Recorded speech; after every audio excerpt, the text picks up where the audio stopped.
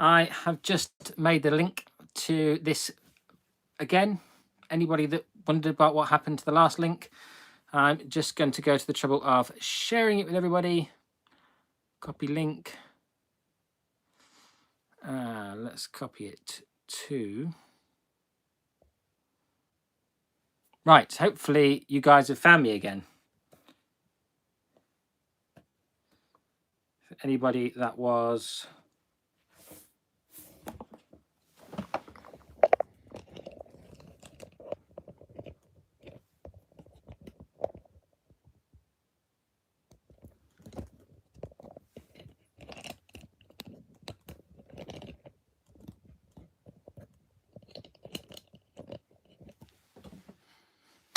Okay, some people have come back. Good evening. Sorry about that. It would have been terrible latency on the audio. You'd have been able to hear me twice. Hi, Christos. How's it going, buddy? Hi, Claire. Hi, Peter. Right, let me just sort this all out again. Wonderful, wonderful stuff. Thank you very much. Thank you for hitting the like button so early on in that previous one, everybody. There was like 6 or 7 likes already, so that was very cool. So feel free to do that again, because that's very helpful to the video in the future. But yes, we are in this format, this, what's it called, portrait format tonight, because it takes a lot of setting up to have it the other way. But anyway, I didn't want you to be able to hear me twice and have an echo on the audio. So anyway, here we are. Hope everybody is well.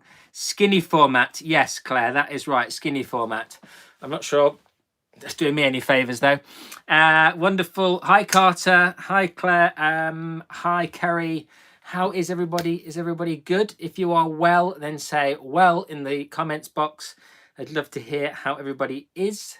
Now, tonight's content is going to be talking color correction. Carter's well, Claire's well, Kerry's well. Good. Thanks. Hope you're well too. I'm very well. Thank you very much. Great, says Christos. Wonderful stuff, Christos. All good, says Peter. Yes, I'm very good. Thank you. Very, very, very, very busy. Extremely busy educating wonderful hairdressers like yourselves. Hello, David. David, I have seen your email. Have I got to, have I sent you the email? Maybe I have. Maybe I've done that already. So David sent me an email asking for this color wheel. The one that we will be using a little bit tonight. Yes, I did do that.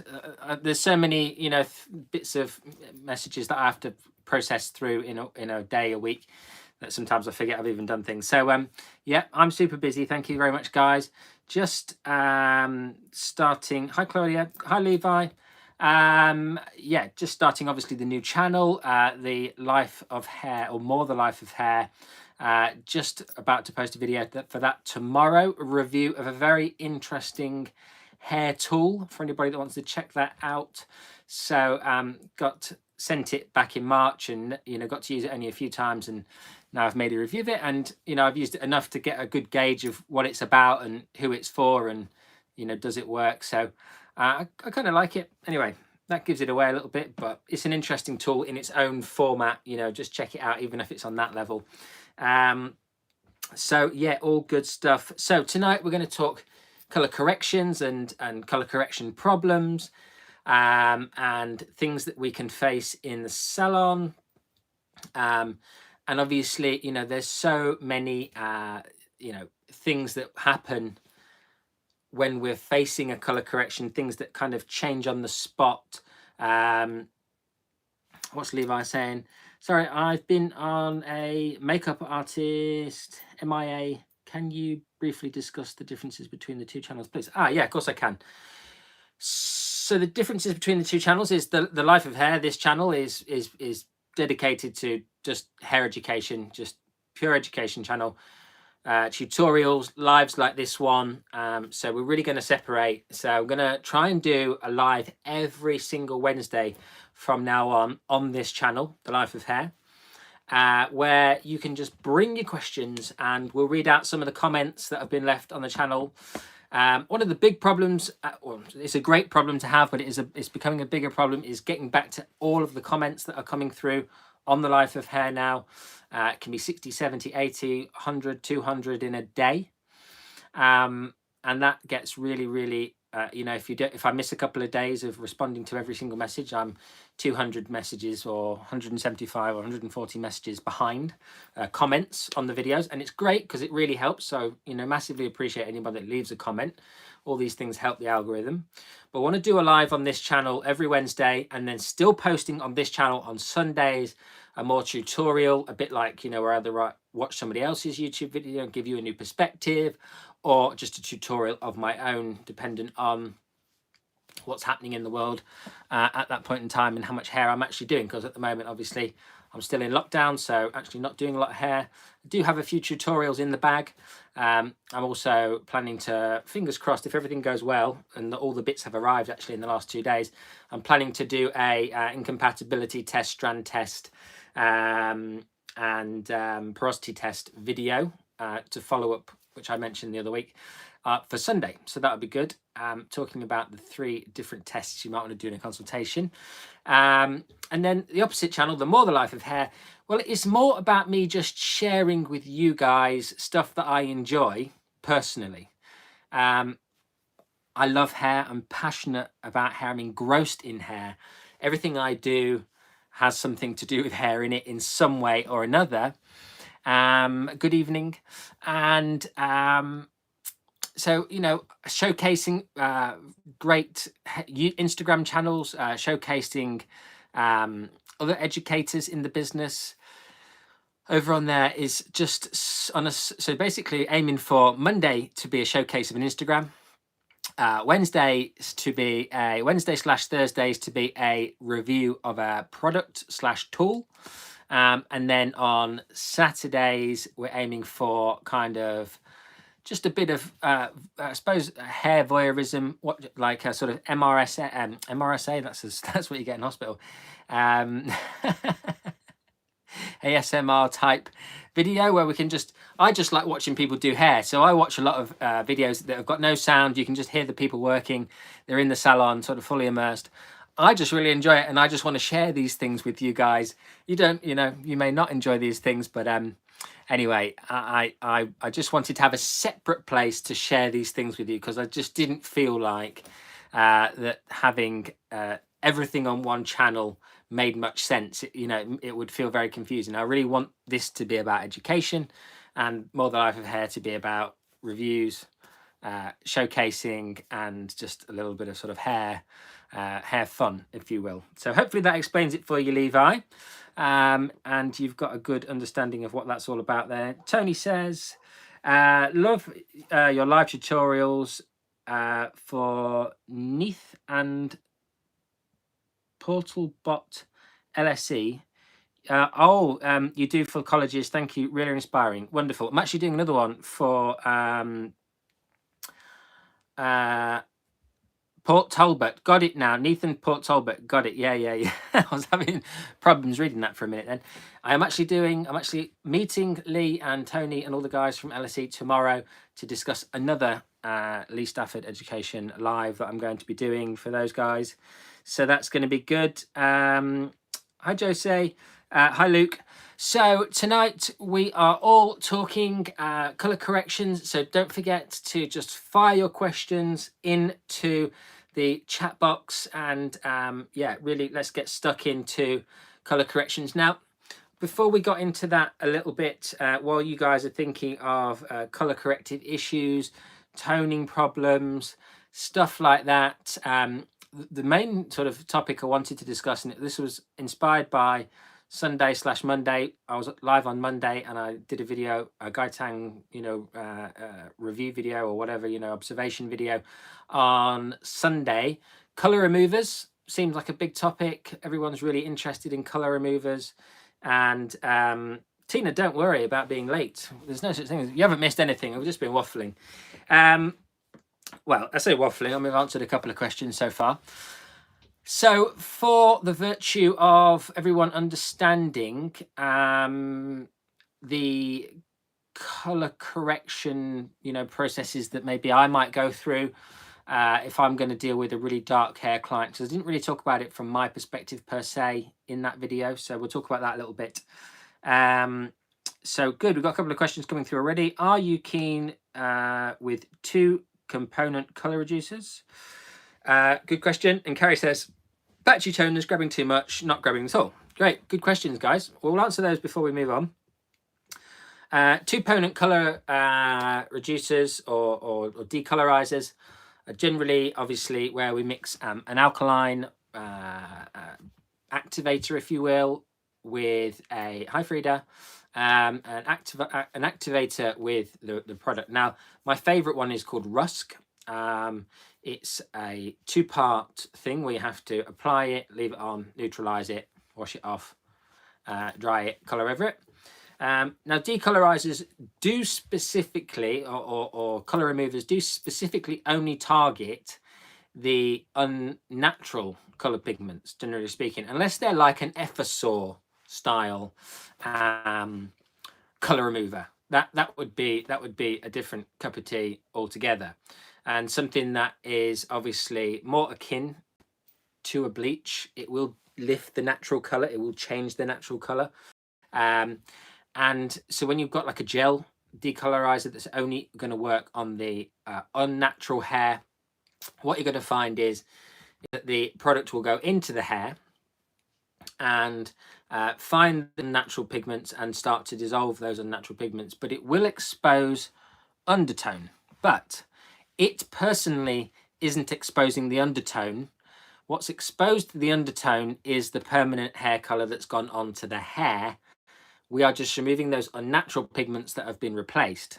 So when we use a hair color, a permanent hair color, the tube of color is alkaline and the peroxide is acid. But when we mix an alkaline agent with a peroxide, we create simple bleach. And that is in all permanent hair colors. That's a chemical reaction that happens. And those molecules dissolve down the existing natural hair pigments to replace them with new pigments that were in the color tube that you mix together. So I hope that makes sense. When we apply a color remover that will not affect the natural, what we will find is the color pigmentation that has been bleached away will then be exposed. So we'll see that color pigment that was lifted by the color, even if we were going darker than the natural. So say the natural was, for instance, a 6 and we were coloring it on a 5, we've still got a peroxide and an alkaline color creating a simple bleach, exposing the undertone, but then covering the undertone with the new color. So that's why I can get hot roots and stuff like that with tint, where there's more heat on the scalp. So that's just something to sort of bear in mind when we are thinking about these things. So when we put a color remover on, we then start to see what the tint that was originally applied did to the natural hair when it was colored. So hopefully that makes everyone understand that when we expose the undertones with a color remover that doesn't affect the natural, that is what's happening. Okay, so once we're all on that kind of position, if you will, once we're all in that place, we can then move forward. So where are we at here? Okay, patchy toners, we'll get onto that one in a second. While we're just on, I've used Rusk many times with great results. Removed a red color to recolor, go blonde using bleach. Hair was in very good condition using the color remover. Yeah, I really like Rusk. I'm a big fan. If I'm going to do a color remover, it's usually a Rusk color remover. And yeah, it doesn't leave the hair feeling too bad at all, really. The condition's generally just fine. So yeah, if anyone hasn't tried it, give it a go. It's well worth having a look. When someone has a green hue and they bleach their hair, how do we neutralize? Great question, Carter. I'll answer that in just a second when I go back to Carrie's question. Patchy toners. Patchy toners are always, always, always porosity. Okay, so when we are dealing with porous hair types, we really want to neutralize the porosity in those hair, in that hair before we tone. So for instance, my process, we talked about this on Monday night actually, but my process is shampoo with an acidic shampoo, usually a cleansing cream or a Sunday shampoo or something along those lines. And then go in with my conditioner. So shampoo, conditioner, remove all of the color that's on the hair, bleach or whatever it is. Then preferably dry the hair to bring the pH down even further, because the hair will not be 4.5 to 5.5 pH until the color, till the hair is dry. The hair has to be dry, because when it's wet, it's pH of 7-ish, depending on the water area you're in. So it's between, say, 6.1 and 7.4, 7.8, dependent on your geographical location. Hard and soft water also plays a factor in the pH of the hair. So the hair's dry, the colour's designed to go on hair that is pH 4.5 to 5.5, generally speaking. Some manufacturers say you can apply it to damp hair, but generally speaking, when you talk to somebody who's going to colour sensitized hair, or when I talk to my colleagues, friends who are going to colour sensitized hair, I would always preferably dry the hair prior to applying the toner. Now that will give you two things, Kerry. That will fix both of your problems in one go effectively. So what you'll get is a less patchy result. You'll avoid it grabbing too much, and I'll explain that in a minute, and it will last a lot longer. Now the reason it will could grab too much, if we think about the pH scale, 1 is here, 14 is here, 7 is wet hair in the middle, or water in general, average pH. Hair is down here, 4.5 to 5.5 at this end. When you put anything that is more alkaline than the hair, e.g. water, the cuticles start to raise. So alkalinity raises the cuticle. Now when the cuticles are raised, remember the product is designed to raise the cuticles. So then you put more alkalinity in to the hair, the cuticles get wider and wider than they probably should be. And then therefore, when the colour goes in, more molecules have room to get into the hair shaft inside the cuticle layers than the manufacturer designed for the product to do. So therefore, you'll get oversaturation. And when you get oversaturation, e.g. there's too many colour molecules inside the hair, it will seem darker. End of story. That is exactly why when we apply a toner and it goes too dark, it's generally 9 times out of 10, well, two things: porosity or the hair's wet. That's it. That is all there is to it. So hopefully that answers your question, Kerry. Okay, where are we at? When someone's hair has a green hue to their bleached hair, how do we neutralize? Okay, well, let's jump onto the old colour wheel. Now, if they have a green hue, we're talking about a very, very light green, aren't we? We're talking about a very, very light green colour. So let's have a little look. Let's point that away from my light so everyone can see. When we've got a green colour here, okay, and a red colour over here, they're the neutralising shades.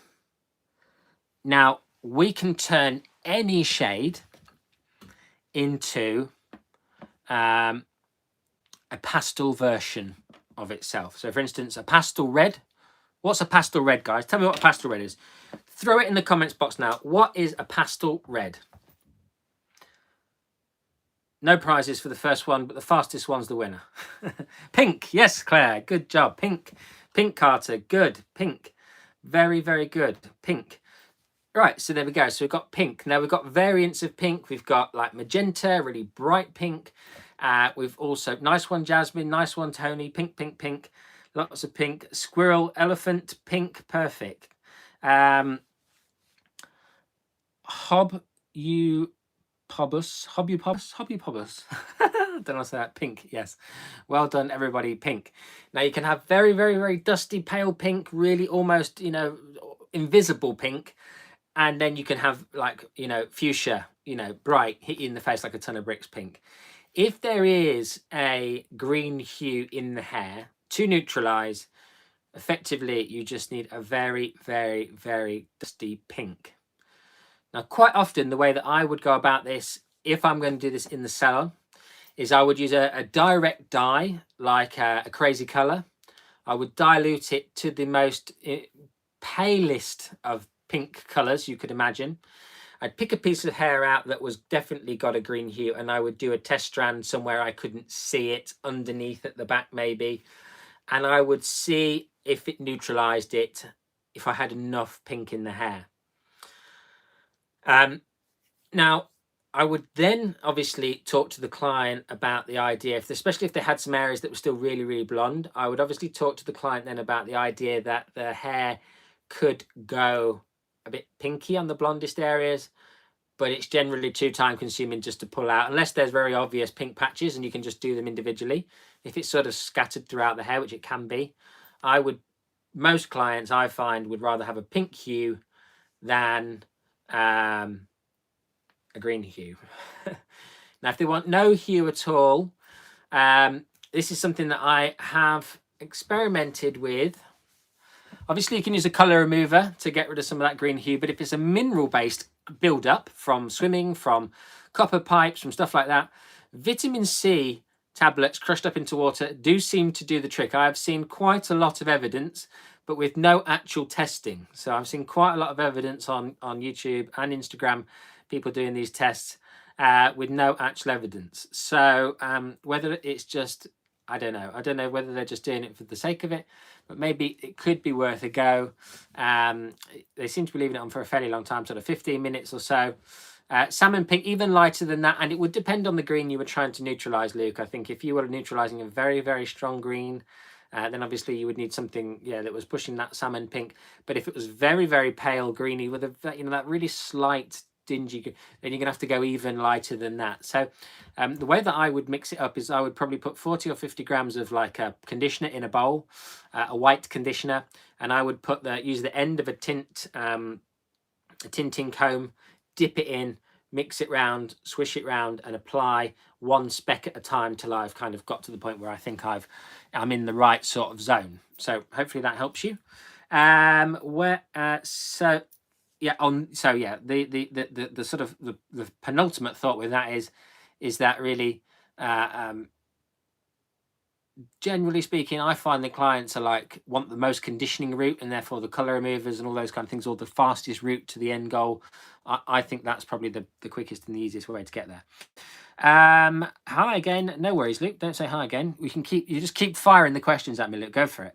Have you tried color reducer build-up remover from Malibu Sea? They're awesome. No, I haven't. I have used their color remover. I really like it. It's just been a bit of a pain to get hold of, and had some stock of the Rusk still, so wasn't really kind of looking for a new color remover just yet until I've run out of Rusk. But when I run out of Rusk, I will be moving to Malibu Sea probably. I had 2 cartons of it. I was really, really impressed with the results. And I think coming into 2021, we're going to do more colour removers than ever before, because obviously it's going to be so much build-up of colour on some people's hair by now that I think colour remover is going to be one of the hottest products on the market in the next few months. What's your view on Olaplex? Thank you, Lisa. Love it. Yeah, great stuff. I've used loads of bonders along my way, primarily Brazilian Bond Builder. I've used the Bondplex from Schwarzkopf. I've used Innerlux, Olaplex. So yeah, I've got quite a lot of experience with them, and Olaplex definitely revolutionized the market for bonding services, and I think they're still slightly ahead of the game in a lot of ways with what they seem to be able to do to the hair. Are there some very good competitors out there? Yes. Innerlux is really good. I really like Innerlux, actually. Big fan of that. I don't know if you can get that in America. I think you can get that in America, and I know they distribute to other places in Europe, so I guess you guys could try that if you want to give it a whirl. So hopefully that helps. Let's see. Have you ever refused to do a client's colour or cut request because your opinion and thought is yes and triple yes. I have refused lots of clients in my time, especially in the last 5 years. 4 to 5 years. Look, guys, you can't do everything that everybody wants, and you can't please everybody. and that's the reality of being a good hairdresser, I think, is that you know the limitations of what that client can have, can't have, and you respond accordingly. So in a nutshell, I would probably go as far to say as these days, 10 to 15% of clients, especially color clients, I don't do. I very politely, in a consultation prior to their appointment, kind of just let them know that it's something that I either don't want to take on because I don't feel like we're on the same page. It's not achievable by, you know, my own hands. And then I always offer them a second opinion, either someone that works with me, or if I think that there's no one that works with me that wants to sort of take it on, then, you know, I will pass it to a colleague that works in the neighborhood, you know, in another salon. I'll offer them to go and speak to them. I've got, you know, around me is quite a lot of hairdressers who I respect and admire. So I'll just send them in their direction and see what they've got to say for themselves. And maybe they've got a different solution. Because, you know, sometimes when you look at someone's hair, you just become overwhelmed by the idea that, you know, all the things that are said. And then when they go and see someone else, they say it in a different way, or that person sees it in a different way, and they get the job done that way. So yeah, it's good. Definitely, you know, there's no harm, is there? There's no harm in telling them that you don't think it will suit them, and actually quite often that leaves you open to new suggestions, new ideas. I did mention this in a consultation video I made, where, you know, the reality of that is that, you know, you can say to yourself, well, at least you have done the professional thing by offering something else. But what I would say is, if you offer something else to them, always give them time to think about it, because if they go away and think about it and don't want it, then you're not stuck with the responsibility of it. Whereas if they sort of, you do it on a whim, then there can be big problems there. Hi, Veronica. Okay, perfect. Hope that helps you. Right. Also, would like to know more about Olaplex. Does this the same as other brands? So, well, good question. So, yes and no. Yes and no. Is it the same? Yes and no. So they do similar things, but Olaplex are very, very, very fierce. Hi, Jamie. Good morning. Olaplex are very, very fierce about anybody copying their product. Obviously, why wouldn't they be? They've taken L'Oreal to court and won. For instance, L'Oreal copied their product too closely, and they very much they beat them hands down, and they got hundreds of millions of dollars out of them. Quick thing, while everyone's watching, hit the thumbs up button on the bottom here, and it will notify more people that we're live and more people can join us. So there's 40 of you at the moment. Hit the thumbs up button down at the bottom to say that you are enjoying it, and if you're not enjoying it, then hit the thumbs up button, thumbs down button twice. No, I'm only joking. And then that will notify other people that you're on and you're enjoying it, and the more people will be able to come and join us, just so you know. Thank you very much. I can see the thumbs ups going up there. Wonderful. It's great to leave one in the thumbs up box, but hit the thumbs up down below where it says color correction Q&A. There's a little thumbs up box with a little thumbs up and a thumbs down. Hit the thumbs up box at the bottom there on the left hand side, and that will really help. Comments in the comments box is also a great way of people knowing that you're engaged as well and you're interested, and what I'm saying is interesting. I always like to keep you guys interested or involved in how these things work. I know I go on about it at the start of my video sometimes, but you know, obviously, you know, some people enjoy the videos, and I'd like other people to enjoy them. I hope you'd like other people to enjoy them. Of course, there's lots of things that we can do in the videos to help people get a better experience, you know, from the videos, and more people to see them. Always hitting that thumbs up button really helps. It's a big key marker for YouTube's algorithm. Watching the videos for nearly all of them, or all of them if you can, is another big key marker for YouTube to share the videos with a wider audience, people that not necessarily subscribed, so that other people can see them. Just love to keep you involved, because trust me, guys, and I normally say this at the end of a video, but the community that's built around the life of hair over the last 18 months. I love, honestly, I love you guys. You guys are great, and I love it when you send me questions and feedback, and suggest new things and send me emails. And yeah, honestly, I'm thrilled to have you guys as part of the Life of Hair education community. So thank you for doing that. It's really much appreciated. Okay, let's roll back a little bit. So yeah, Olaplex really closely guard their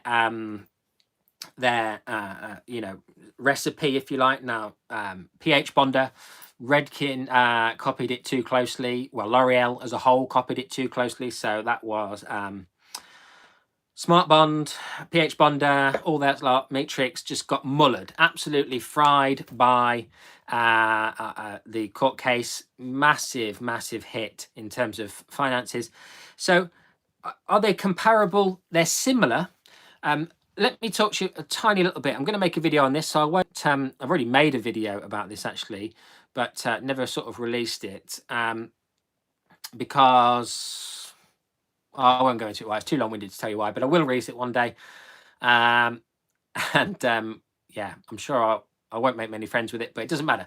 So you guys will appreciate it because it's a really, really honest, brutal look at what bonders are and how they work. But basically, we've got we've got hydrogen bonds and disulfide bonds. And basically, when we do an Olaplex treatment, effectively what we're adding back into the hair is something called an ionized bond. It's twice as strong, 10 times as strong as the bonds that exist in the hair naturally. But the bonds are easily dissolved, for instance. So they're easily dissolved from the hair. And that's why you have to use the follow-up products, the step 3 within the ranges for the product to work effectively, because if you don't, the good you did when you put it into the bleach and you did the number 2 service in the salon deteriorates, and then of course when they come back to get their hair done, it was in the original condition it was prior to the treatment, so nothing's really happened. So they have to use the number 3 to get the maximum benefits in between the appointments. Hopefully that makes sense to you. So when you're recommending a product like this to your clients, try your best to encourage them to get the most out of it, to use the take home, because it really does matter when you're talking about bonding services. So hopefully that gives you some understanding. So are they as good? Yes and no. They're similar. Okay. Mixing violet with green can give you the best result for ashy blondes without the hair looking too greenish. I've heard that about combination really works.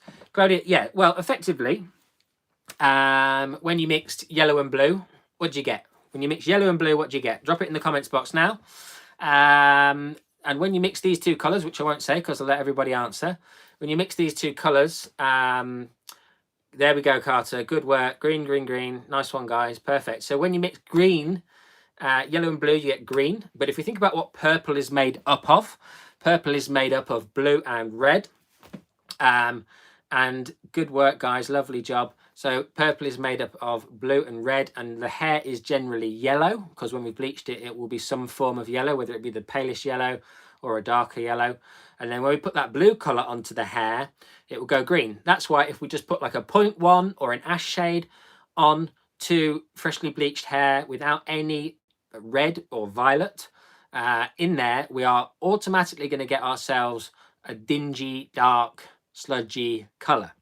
So the reason that mixing violet with green works in the sense for like ashiness is that that's that kind of steel color that you, or silver steel colors that you see, where the red has been completely used up on neutralizing the green, and you're just left with pure ash as your result, but not a sludgy green ash, a bright uplifted ash. And therefore you get that kind of beautiful steel, almost white blonde result, dependent on whether you're on an 8, a 9 or a 10 result. Obviously, if you're on a 10, you're going to get like platinum white hair. A 9, you're going to get like a steely hue. And an 8, it's going to be like a kind of steely, deeper kind of titanium, probably would be the best color to remember it by, the metal titanium. Sounds nice. I saw that pop. It is nice. Yeah, it's one of my all-time faves. But you don't really need to add green in, because you're going to create green by putting blue into the hair, which is already in the violet. So that will give you some idea about how that works. Have you ever used lemon juice to lighten hair? I think I did when I was a teenager. I also used Sun-In and all sorts of other heinous products when I was younger. But obviously lemon juice is very acidic. It's 2 to 3 on the pH scale, dependent on the lemon. So when something's very acidic, it will corrode the hair and it will leave it lighter. So yes, basically what you're achieving is something that is very acidic and therefore very corrosive.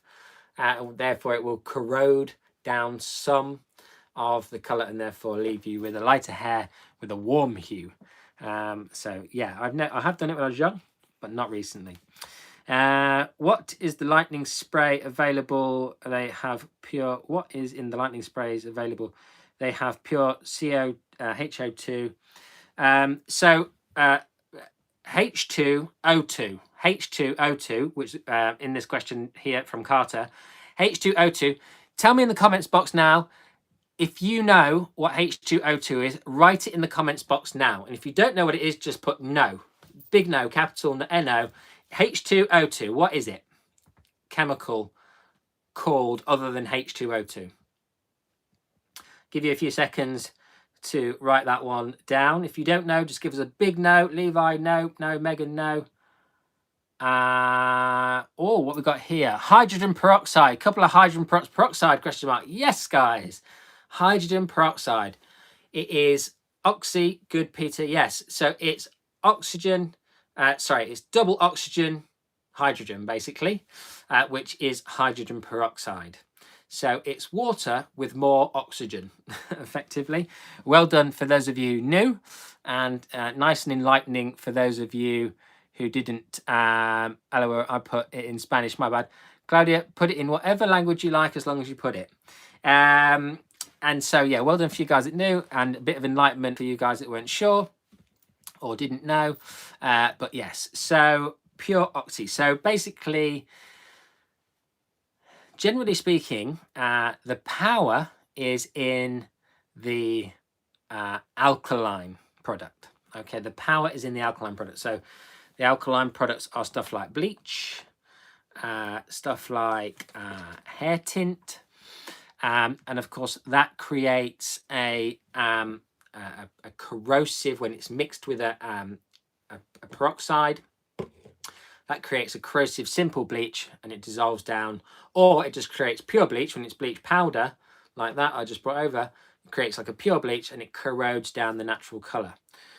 These color removers with that are pure H2O2,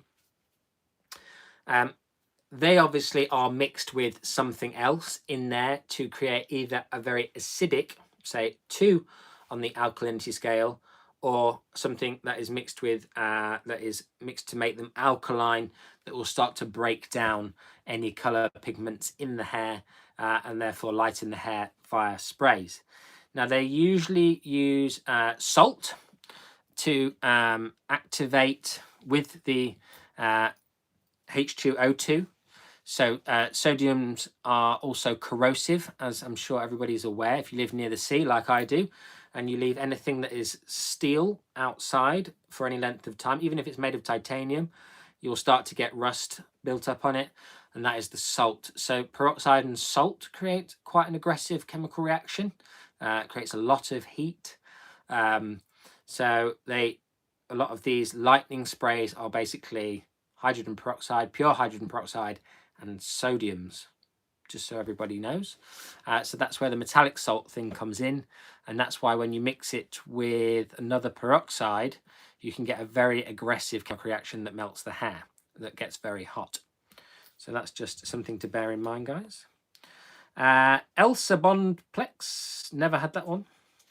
I'll check it out though. I'm up for trying anything. Tina says, if you have bleached with blonde, do you use Olaplex number 2 afterward? Yes. So you put 1/16 of Olaplex into your bleach mixture. 1/16 prevents you from needing to bump your peroxide. It used to be 1/8 measurement, and you used to have to go up a level in peroxide to get the same result. So if you wanted a 10 vol, you needed to use 20. They changed it. 1/16 is the mixing ratio now, and then you can stay on the same. You can stay on the same peroxide and don't have to bump your conditioner. You don't have to bump your peroxide, which is a great thing. So yeah, big fan on doing that. Right, where did that come from? Oh, Claire's asked me a question. I've skipped Claire. I'll go back. Don't worry, Claire. So then once you've done your bleaching service, you're supposed to rinse it off completely and then put your number 2 on before you shampoo. I like to shampoo and then do my number 2, having shampooed with like a cleansing cream shampoo to take away and bring down the pH a bit more before I do my number 2. That's not what the rules say in the product, but I feel like I get better quality feeling hair that way. Just a personal thing. Right then, thoughts on high lifts. They used to be popular back when I trained in the 1980s. Just wondered the thoughts on them now. Do you use them much? I do use a lot of high lifts. I'm a big high lift fan. In fact, I'm a big fan of not using bleach at all if possible. So I only use bleach if I really have to. Perfectly honest. If I have to use bleach, I will. If the level of lift I need requires bleach, if the look that I need requires bleach, but if I can not use bleach, then I definitely won't use bleach. I use high lifts and I use tints and 40 volume a lot. And if I use tint and 40 volume, I usually put a little bit like of a mixed tone in there, because 40 volume can quite often damage the color molecules within the tube of color, especially if it's processed for longer than the manufacturer's time or recommended time, because you're doing a service that takes longer to apply than 35 minutes from the first application of a foil, for instance. So that's something to very much bear in mind. Okay. But yeah, big fan, big fan. I saw you just comment a minute ago. I didn't get to read it, but I'll double check it in a second. Thank you. Great watching your hairstyle. Oh, thank you very much, Tony. Thank you for sharing. Life truly informative. Thank you, Sandra. Right, where are we at then? We have L'Oreal in Indonesia. No, Olaplex. It's Smart Band, the same as Olaplex. Very similar, Frida. Very similar. Smart. In fact, Smart Bond by L'Oreal is as close to Olaplex as anybody. Any other bonding service. That's why they had such a big legal battle over it. It is now discontinued, so I don't know how long you'll be able to get hold of it in Indonesia, but I'm sure somebody else will fill the market once Redken and L'Oreal and all those run out of supplies.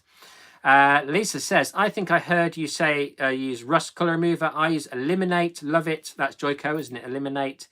But unsure sometimes how to use the part 3. Could you do a video on application process, please? Yes, Lisa. That is one of the first videos I plan to do when I get back to the salon. I know I'm going to need to do a colour remover at some stage when I get back to the salon. I had a flood of them in the summer. I didn't do any videos on them because they're not very sexy. Does that make sense? They're not very interesting, but I feel like there's a big hum about colour removers at the moment. The process is very boring and not very interesting to watch, and so that's what I mean by sexy. I don't actually mean sexy. You know, they're just a boring thing to do. But obviously there is a level of intrigue that seems to have erupted on social media over the last 3 to 5 months. So yeah, definitely plan to do that. Great. Lots of rinsing with colour removers. Yes, lots of rinsing, Claire. Yeah, you must rinse them really well. Otherwise, they don't do their job very well. Can you make your own number 3 by mixing number 1 with conditioner? I don't think so. I don't think so. No idea, but I don't think so. I don't know. I wouldn't even know how to find out. I probably do know the man how to find out. I know a really good chemical scientist / biologist who's not in the hair world at all, but he does YouTube videos, and he's actually based here in Brighton, and he does it for children on YouTube. But he would be able to work that out. But no, not at the moment. Right, what we got here? Can't remember. I remember them. Does Olaplex works differently with powder bleach with adding bond like Blonde Me, for example? Does Olaplex work differently to bleach powder with added bond like blonde? Good question. Yeah, got that now. So you're saying, does it work differently if you've got a bleach with a bonder inside? Yes. I would say, good question. Well, let's think about what a bonder would do when we add it to normal bleach. It brings down the pH of the bleach, is one of the primary things it does. So it's more acidic. So it reduces down the alkalinity and pushes it down a little bit, which makes it kinder to the hair. Anytime we can keep the hair from going too alkaline, we do least damage.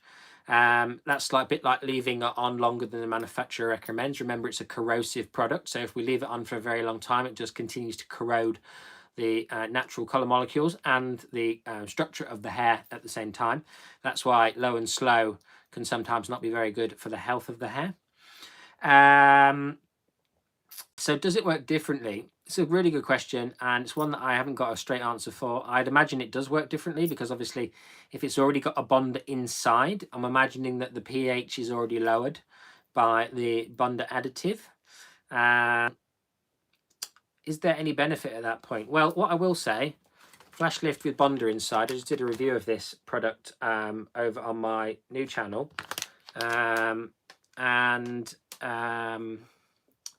I do add Olaplex into that if the hair's particularly sensitized or if the client particularly wants it. Does it make the hair feel specifically better than that does? Not really. I mean, it's not, that makes the hair feel quite good anyway. But obviously it's not, I don't know if that's adding back in those bonds that I was talking about that makes the hair stronger, that requires number 3, because there's no number 3 with that product. There's no take home service for them to take home. So yeah, not really sure. But it's a good question and a very, very sort of chemically scientific, you'd have to be in a microscope looking at hair in very, very controlled conditions to kind of get any idea whether that would be a real thing or not. Okay, right, let's skip past. Okay, can I ask a question? Of course can, Carol. Carol Judd says, I've done hair keratin treatment on my hair 1 year ago. Can I color giving my hair a hair to... Oh, let's start again.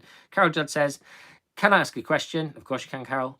I've done hair keratin treatment on my hair 1 year ago. Can I give my hair a hair color right now? Thank you.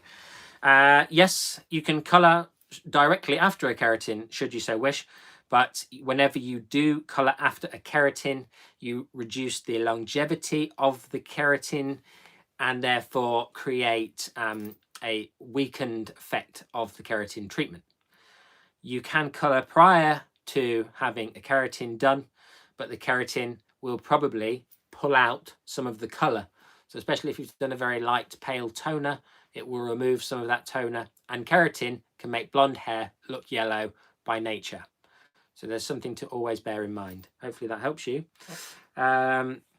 When you're doing crazy colors, which I imagine in Brighton you do a lot, yes, do you prefer to use a direct dyes or mix your own tint mix? It very much depends. So direct dyes are always going to be brighter than a tint any day of the week. Direct dyes obviously just penetrate the hair and then just give maximum vibrancy. If I want to do something dusty or metallic looking or something a bit softer, then I will do my own kind of custom mix using clear and whatever, colors out of the range. So clear is always an additive to lighten the tint or lighten the tone of the tint. So this is the best way to think about this. Say if I was going to make a dusty pink, I would also use clear and the darkest red, and I'd put like 1 ml of red into, say, 60 mils of clear, and that would take that level 3 and kind of dilute it down to make it, let's say, a very, very soft pink. And then I would do a test strand and I'd work out whether that's what I was looking for before I kind of move forward. If I don't have time for a test strand, then I always go with a direct dye, because obviously what you see in the bowl is what you get. So that, hopefully that helps you. Right, where are we? Okay, what is the best way to remove toners from bleached hair? Good question. Well, as we were saying earlier, this vitamin C tablets and water seem to work really well at the moment. Everyone seems to be making videos on that at the moment. I do want to make a video and experiment for myself. There are several videos that I've seen on the internet recently, which I am just wondering if people have made for sort of entertainment value rather than reality, and made them look a certain way in post-production. I'm not going to say any names. Anyway, so what's the best way to remove a toner? I love very cleansing cream shampoos for stuff like that. They remove toners really, really quickly, really easily, especially if they've just been applied. If the hair has got one toner all over it and no existing natural colour, then, and you want to get it out really quickly and it's grabbed really hard, then you can just put 30 grams of shampoo, 30 grams of Tenvol, 30 grams of powder into a bowl, pick it up with your hands, dump it on the hair, add a bit of water to it, onto already wet hair, and just emulsify it through. It will take the toner out in about 3 seconds flat, and you can just condition and move on. So if you're in a bit of a pickle, that's the fastest way to get it out. Obviously, otherwise it's then colour removers and things that may or may not do the job. Bye, Tony. Have a lovely time, won't you? Right then. So where are we at? Right then. Any recommendations for cream lighteners for global blondes?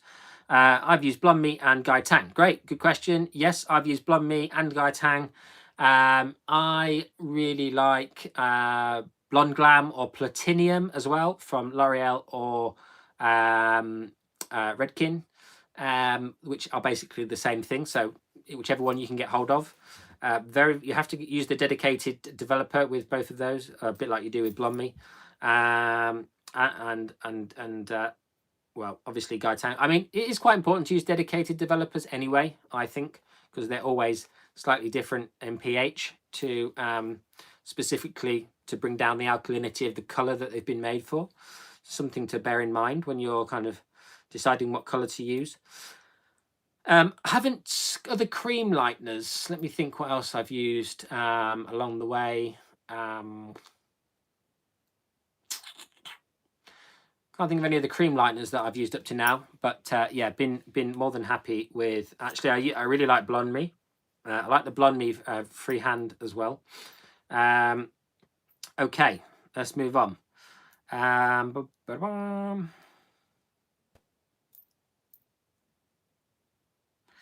Right, I had a colour correction. My client was naturally blonde and coloured her hair black. So I did some highlights to break through the black, but her roots were much brighter than the ends. Yes, very, very common situation, because obviously the black colour on her, the natural black pigments are much stronger than the natural hair, and therefore this will always lift better than the ends. The only thing you can really do in that situation is tone the roots down to match whatever you got on the ends and continue to lift the hair with highlights in the future. Obviously trying to leave a decent amount of time in between each service, and recommending something like a Smart Bond take home product, or, you know, Olaplex number 3 or whatever you can get your hands on, to keep the hair's condition as best as possible and keep everything kind of in a nice shape before you can then highlight it again for a second, third, fourth, fifth time, dependent on, you know, how many times you'll actually need to bleach the hair. I think somebody popped up on the screen earlier, but I haven't seen it. How many times can you bleach hair? I don't know if that was imagining that, but actually I did a video on that once, and it was so bizarre. I had this piece of hair that I'd cut off a client's head, and I bleached it like 12 times before it felt like it was knackered. And I thought, this is a misrepresentation of really how many, you asked that, there we go. I thought this felt like a misrepresentation of how many times I thought you could bleach a piece of hair before it degraded. So then I thought I need to do this again, and then I never got around to it, because, you know, like, it took 2 days to make that video, pretty much. And then it felt like it was a massive waste of time, because 12 times seemed like too many times. It was giving people the false impression of how many times they might be able to bleach their hair. So anyway, I thought I'd cover that because it did spark that thought in my head. So what technique would you use to get somebody up lighter from that color, Claudia? Well, I just use highlights. I generally use highlights for that, those kind of things, because you can lift the hair so much more effectively. I might do a color remover before I did the highlights, just to make sure that I kind of got the hair generally lighter. But it depends on, you know, the client's financial situation and their willingness to upkeep their hair, etc. You will be able to watch this back, Lewis. Don't worry. If you gutted you missed the start, you can watch it back after the fact. What technique would you recommend? We've got that. Just saying hello because I love your work. Oh, thank you, Jess. Very kind. Kerry, tint with 40 volt. Never heard of that. If it wasn't high lift. Yeah, 40 volt Kerry with tint will give you 4 levels of lift roughly. And actually, if you want a really, really sneaky tip, you can get 5 levels of lift with a tint and 40 volume. This is like slightly bending the rules, if you will. But what you do is you use a tint shade that is 1 shade lighter than your target result. You use 40 volume, and then you put in a little bit of additive mixed tone. So for instance, your target shade was a 7. Say you're lifting from a 3 up to a 7. You would use an 8 with a ash tone. You'd put a bit of green additive into your level 8, 8.1 or 8 ash, and you would use 40 volume, and you would get all the way up to somewhere between a 7 and an 8. So you could get sort of 4.5/5 levels of lift. As I say, I do a lot of stuff without bleaching, if I can. So I've learned to bend the rules a bit. Hopefully that helps you, Carrie. Do you use any PPD free colours or / similar free colours? Miss Paving, no, I don't actually. I have, but I don't use them. I used a guy who had this online thing called, I can't remember his name now. He had like an online store. He had like PPD free color. Had a client who was PPD allergic. She really wanted her hair coloring. It was years ago. I used to order it online. She used to have her hair colored. She wasn't allergic to it. I was a skin tested her for it. It was fine. I believe Weller have got some PPD free colors in their natural, what's it called? I can't remember what it's called, but no, not specifically. Can't really help you with that. If they're allergic, I just don't do it. That simple, really. I also kind of don't want to take the risk these days. I feel kind of a little bit more. Daniel Field, yes, that is it. Daniel Field, watercolors, exactly that. Well said. Right then, you should join video with your scientist. Yes, that is a plan. In fact, if COVID hadn't happened, we would have had a whole series of videos already where we would have joined forces to create some really interesting science videos, which will hopefully happen when COVID isn't a thing. We will be making some very, very sciencey videos where we look really inside the hair from a scientist's biological viewpoint with some very interesting equipment that he has available to him, because he's a lecturer at Brighton University also. So that will be, yeah, I'm so excited. I hope that pulls off. I hope he doesn't move away or something goes wrong with that, because that would be amazing. And he's got a really great personality. He's got a really kind of bubbly, fun, interesting personality, and I'm sure he'll have a lot to add to the videos as well.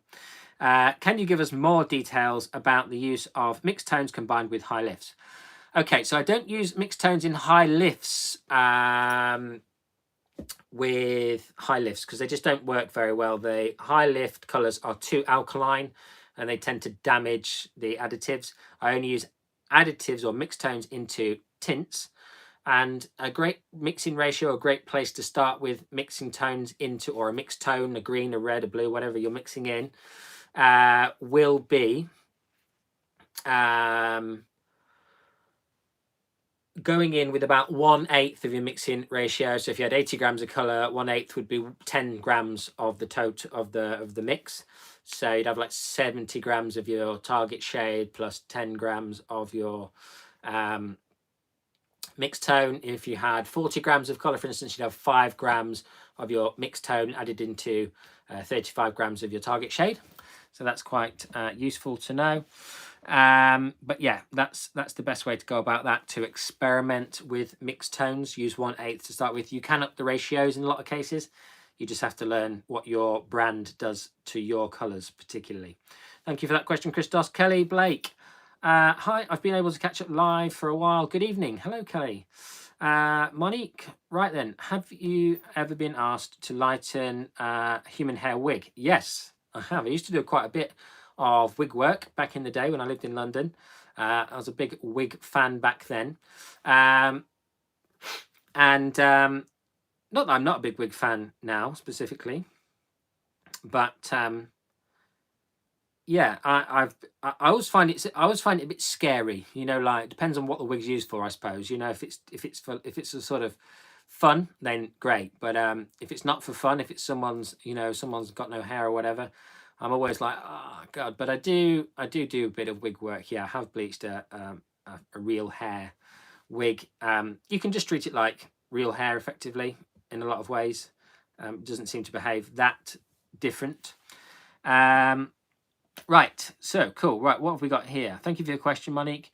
John Carter, any particular rules when trying to lift virgin Caribbean hair? It lifts very fast, Carter. It lifts very fast. It's very porous. It's very breakable. So always kind of keep an eye on it. I always spend a lot of time observing Caribbean hair when I'm lifting it. I've got a video where I lifted, I call it Afro, but we can call it, just for search terms really, because it's a bigger search term than Caribbean or textured. But I know that there was lots of people commenting saying Afro is a style, but I think that just depends on your personal take. I've had a lot of Caribbean people say, well, their hair's Afro texture, so I don't know. It just swings in roundabouts what people think and believe and want to believe, etc. So yes, it's very weak, it's very porous, it's very breakable, it needs watching. You need to just treat it like normal hair, but it will lift very, very fast, basically. Sorry if I keep rubbing my nose, but I've got a really painful thing here. And it's really, really, really irritating me. It's making my eyes itch and stuff. Hi, James. This is Gary. Nice one. Hi, James. What's your favourite direct dye for Vibrancy? Well, for Vibrancy, I mean, it depends what you sort of vibrant you mean. But like, if you use like Manic Panic, it's like neon. So that's probably the most vibrant one I've used. Obviously, there is the...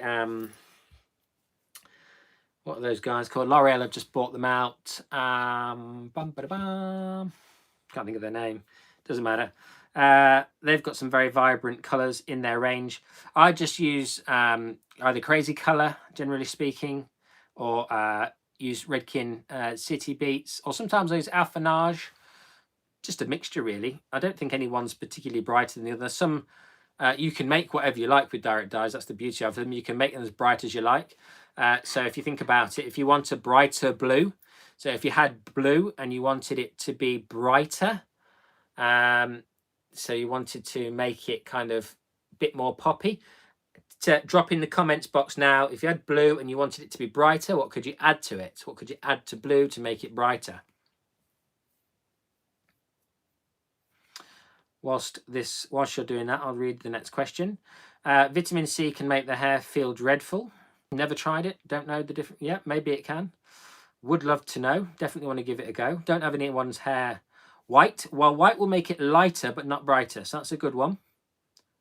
So that will make it more pastel, red, purple. Well, think about what will happen if we add a colour that's going the opposite way. So the colour wheel that I showed you earlier, the blue is down here next to the number 1. White will just make it lighter. So we've got the colour wheel, yellow's at the top, then we've got orange, red, we've got violet, orange. Orange will turn blue deeper, more kind of, turn it more brown because it neutralizes. Lisa is the winner with yellow. Yellow will make a brighter blue. But remember, we're just adding 1 milligram at a time to our blue to push it. The further towards green it gets, the brighter the blue goes. So until it actually hits green, you will be brightening the blue as you go. So there we go. Interesting for you to experiment. That's why lime green is so bright, because obviously it's green with yellow added to it. So it gets brighter and brighter and brighter. You could put green into your blue also and make it brighter that way. But obviously you're pushing the scale. But if you add white in, you tend just to pastelize it. Okay. You tend to just make a baby blue effect rather than a brighter blue. It will seem brighter as you go up the scale, and obviously you will maintain. But if you imagine white isn't really a color per se, obviously sort of is, sort of isn't, when we think about color as a spectrum of colors. But yeah, if we're thinking about pure color, yellow will be the one to add in. Hopefully that's a bit of enlightenment for you guys. Right then, have you ever watched, I never know how to say his name. Yes, I have watched him on YouTube. Oh, missed a couple of questions here, actually. Have you? Tony had to go. Yeah, goodbye, Tony. Thank you very much for joining us. Do you subdue, neutralize using the undercoat when formulating color, how L'Oreal teaches? Yes, yeah, yeah. Undercoat, undertone, it's the same stuff. It's just different names. It's like brands just owning their own stuff. Undercoat, undertone, same. Yes, I do use that. That's why I use this color wheel. So if I'm going to neutralize, that would what you would call undercoat. It will be slightly different on this color wheel to what you would experience from L'Oreal. This color wheel is an international neutral color wheel that actually goes past 5, believe it or not. A lot of industry, they teach you that beyond 5 is red, which is, in my humble opinion, insulting to our intelligence, because it's not just red. Obviously you can see that the darkest tone is 1, which is black. Okay, so good. Yeah, do use the tone all the time. Have you ever watched? Yeah, I've watched him. Yeah, he's good. He's and this is what I was saying about him to somebody the other day, that he's just undercoat pre-pig. No, undercoat is undertone, Kelly. Pre-pig is like pre-pigging or color filling, adding color back in to. You could use undercoat and undertone to pre-fill. So say you wanted to go more than 3 shades darker and you were going down to a level 5, your pre-pig shade might be red, dependent on what end result you're looking for. But yeah, that would be the undercoat that you would replace, just to quickly answer that. Anyway, I was going to talk about that guy, but I'm not going to talk about him. We'll move on. What pigments do you use / prefer to use with clear? All of them. I put clear in everything.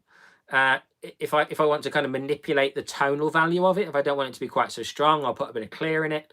You know, clear for me is just that kind of great. It's like your white. You know, it just softens things if you need to. Yeah, it's a big game changer. I love a bit of clear.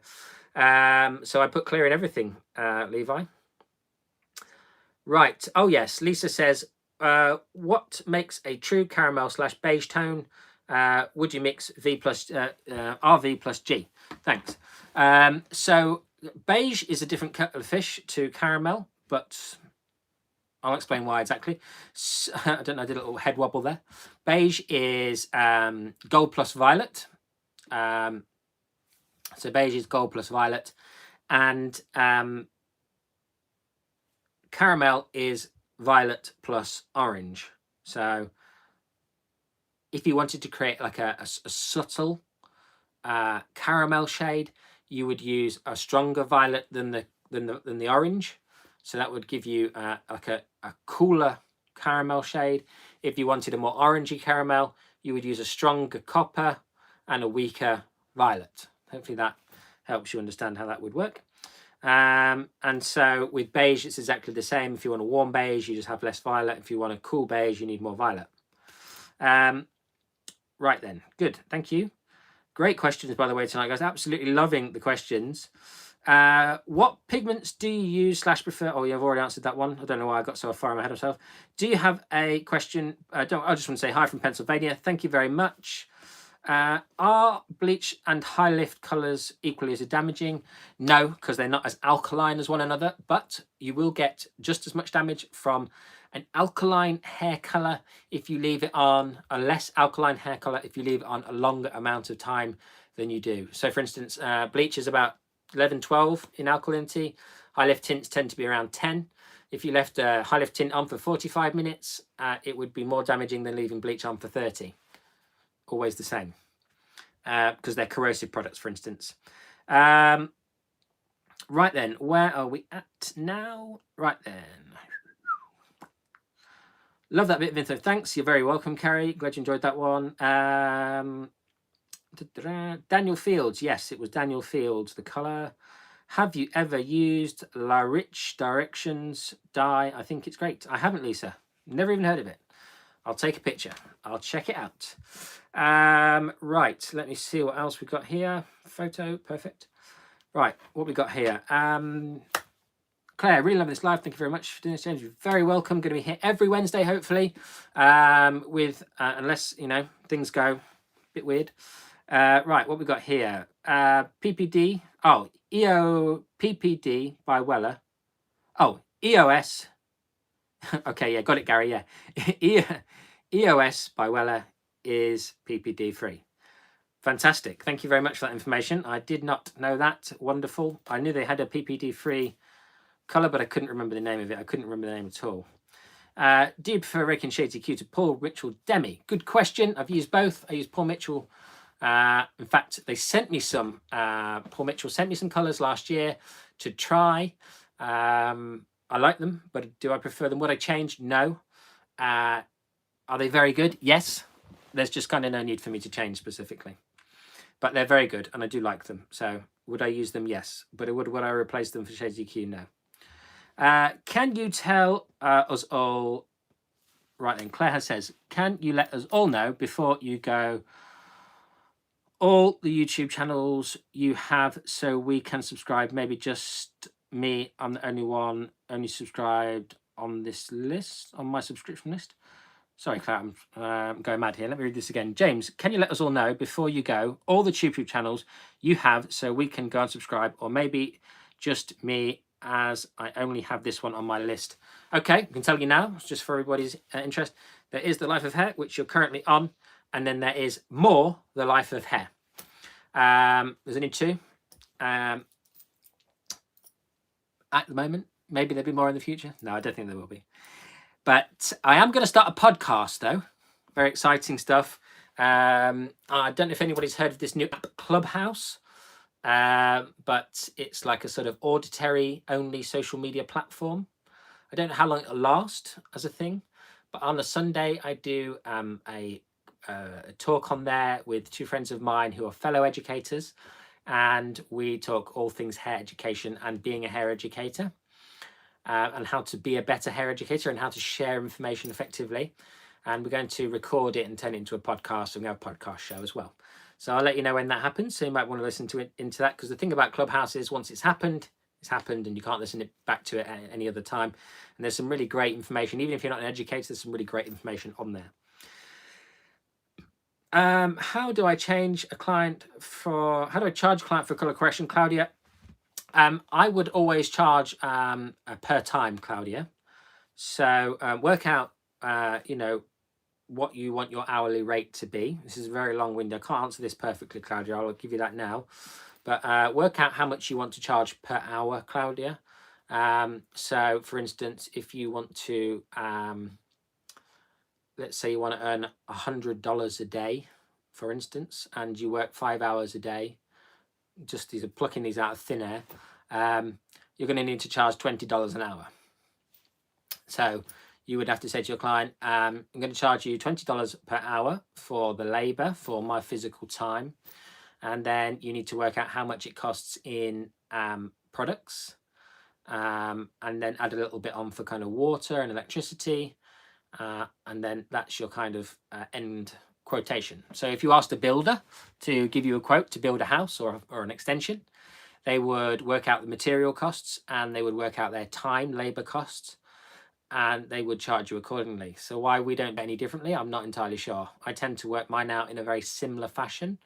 I tend to have an hourly rate that easily encompasses any product costs, so they don't feel like, but yeah, you should always work out how much you feel you need to earn on a daily basis to get the amount that you want at the end of the month. You should always stick to that price and add your product costs on top.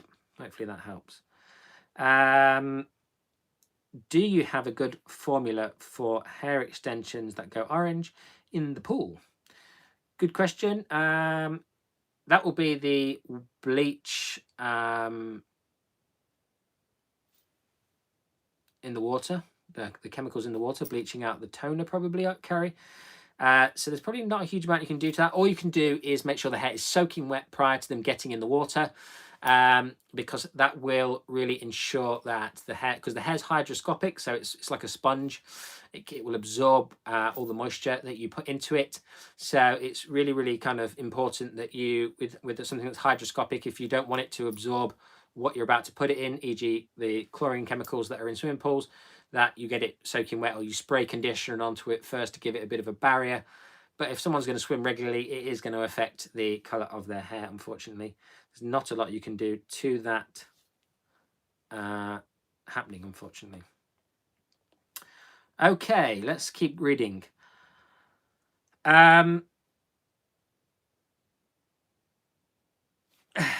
Let's just, I've got a message here, held for review, Black Lives Matter. Let's put that through. I don't know why that was held for review, because this message was held for review. Don't know why it was held for review. Anyway, okay, cool. Something to do with YouTube. I don't know why. Right, I find the guy that can never say his name, Monroe, whatever his name. Toner choice is really novel. I noticed he often uses 0.23 tints. I like him because he mainly does very dark hair, which is unusual. Yes, well, he's based in Istanbul, I think. Yeah, he's based in Istanbul. And so lots of his clients are, you know, Middle Eastern. So, yeah, they've got very, very dark hair.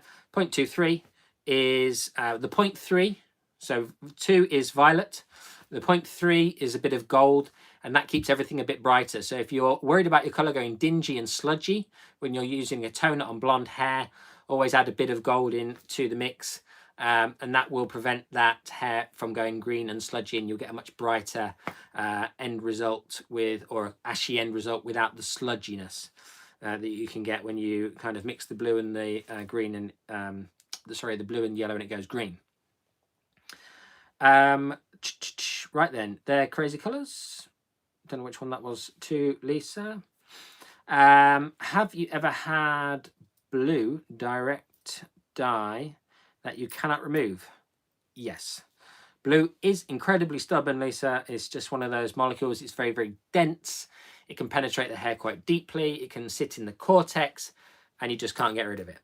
So that's a bit of a pain to deal with, but just one of those things, I'm afraid. Have you ever had, oh yeah, read that one, any advice about getting backcombing out after teasing lights? Tina, I've got a video about this on the channel, how to remove backcombing when doing balayage effects or backcomb balayage effects. My main piece of advice really is to get the hair and do one long tease from the ends down to the roots. And if you need more backcombing, then go from the ends to the roots. And that's the best way to diffuse. And then when you take that out, it will come out very easily. I also don't remove it before I've shampooed, conditioned and toned. So I'll just tone over the top of it. If you need to put a root stretch on, obviously you'll need to remove it before you then go and do your toning phase. But I shampoo, condition, tone, then I condition again and I remove it with the conditioner. That's my general process. But you can watch that video if you want to. Right then, Monique, thank you so much for your time and experience. You're very welcome. Thank you, thank you. Should you add your new channel to the main page as a featured channel? Yes, I probably should do that. Hadn't thought of that up to now. change for house calls in additional to service? Yes, John. Yes, I do charge if I do home hair because I don't like doing home hair, so I always charge a little bit more. Just one of those things. You got to do these things, haven't you? Right, what else we got? Fascinating stuff. Have you ever used those plastic sheets with holes on the top instead of foils? No, but I know the person who invented them, and he asked if I wanted to try them, but never got the chance to send them to me. The crazy color La Rich Direction dyes. Ah, perfect. Thank you for answering that. Yeah, that was their crazy color dyes, Lisa. Yeah, got that. Perfect. Well, looks like our questions have dried up, which is superb because there was just so many questions tonight. It's wonderful when you guys get involved and put your questions forward. I did have other things to talk about, but I don't want to keep you here any longer. We can always talk about them next Wednesday. And it's been really, it is just wonderful to chat to you guys and you to hear your questions. Yeah, I'm overwhelmed to be in your my community's presence. And I've got a couple of questions that I'll quickly answer. So this is the last two now because we're coming up to 90 minutes and it's getting it's 10:30 here in the UK now. Oh my God, I brought them, but no idea how to use them properly. Another co-host, LOL. Another guest co-host, LOL. Yes, I could bring him on. Yeah, I could co-host him. Yes, that's a good idea. Hopefully we're talking about the same thing. If we're friends on Instagram or Facebook, send me a picture just so we're on the same page so I know we've got exactly the right tool because I've seen a couple of different ones. And if it is him, maybe I'll ask him if he could come on and talk about his product to everybody. I'm sure he'd love to do that. Do you ever plan to come to the US, shows in the US? I live in Florida. Yes, Lisa, I do plan to come to the US at some stage. I was coming in 2020 for before COVID struck. I was coming to New York in February, and I had several other trips across America, Las Vegas and places like that planned. They were all obviously postponed and delayed and cancelled. And then obviously 2021 is still fairly uncertain as to what's happening, but I will be in the US at some point in the next however long to be at some hair shows and do some stuff with you guys. So really looking forward to that because 48% of my viewership is in the US of A, which is really interesting to me. So thank you very much to you guys who watch. Peter, it was good to be here. Thank you very much, Peter. It's lovely to have you. John Carter, thank you very much for the time. You're very welcome. Right, one more question here. John Albert, solution for the baby hair around the face hairline grabbing darker than the rest. Just colour it last. Colour it the very, very last thing you do. So do all the rest of the hair, ignore the hairline, and just pull the hairline back and tint it last thing. You should be absolutely fine. I'm such a listener. I forgot to ask. Great. Thank you, everyone. No worries, Sandra. Thank you. Join in next time, won't you? Next Wednesday, 9 p.m. GMT, same time, same place. Thanks from Canada. Great advice. You're welcome. Are you starting physical classes? Not yet. Not yet. I'm going to do some digital classes. I'm doing a digital balayage class on the 16th of February. For Redkin. If you want to know more about that, then go over to my Instagram, send me a DM, and I will point you in the right direction. But it's one of those ones where you can join in, and you just need to get yourself a mannequin head and have a tripod, and you'll be able to do the hair at the same time as watch me do it. So yes, no physical classes at the moment.